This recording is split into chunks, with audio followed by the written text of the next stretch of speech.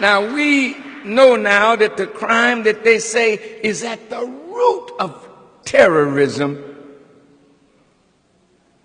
was not committed by Arabs or Muslims at all. What did you say, Farrakhan?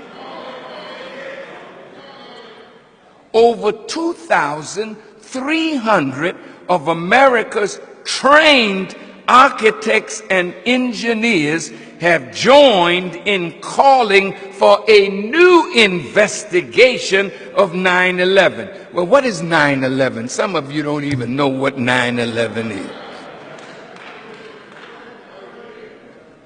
And that's really bad. 9/11 was the destruction of the World Trade Towers. Does it ring a bell now?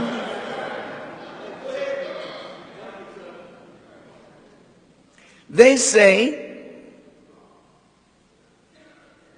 that the World Trade Center buildings were brought down by carefully placed explosives, not by planes.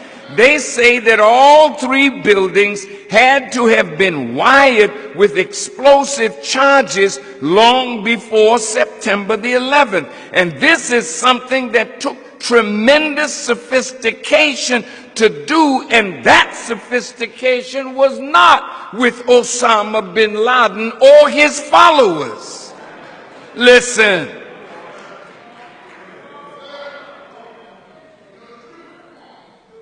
But if it was not Muslims, then who?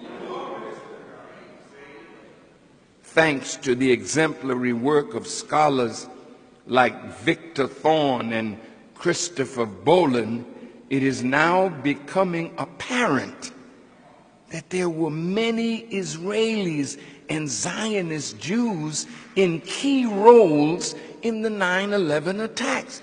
Now look, if they can prove me wrong, like I said, I'll pay with my life. Since they want to kill me anyway,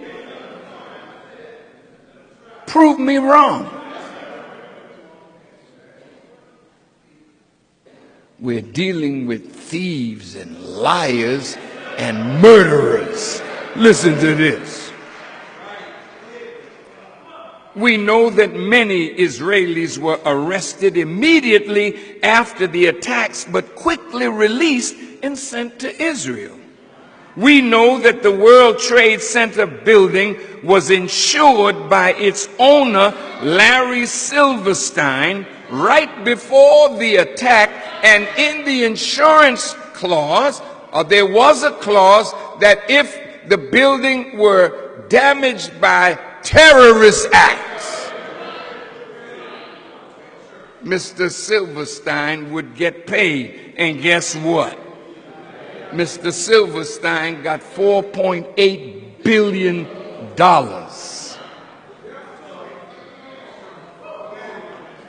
We know that an Israeli film crew dressed as Arabs were filming the Twin Towers before the first plane went in. In other words, these Israelis had foreknowledge of the attacks. Now look, you say, but planes went in to these towers. Yes, they did. But do you know what kind of technology you have to have as a pilot to fly a plane and drop down to an altitude and turn at an angle at 400 or 500 miles an hour into a building?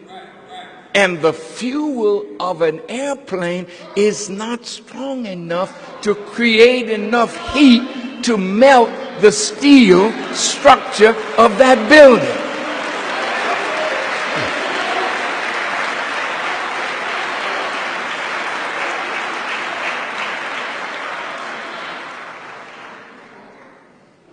We know that many Jews received a text message not to come to work on September 11th.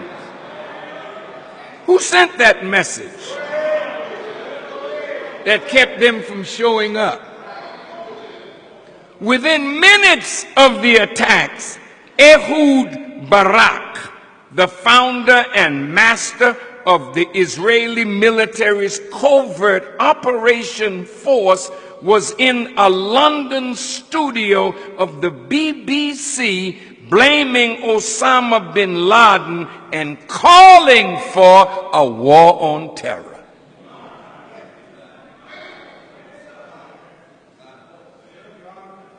And we know that Benjamin Netanyahu told an audience in Israel, we are benefiting from one thing, and that is the attack on the Twin Towers and Pentagon and the American struggle in Iraq.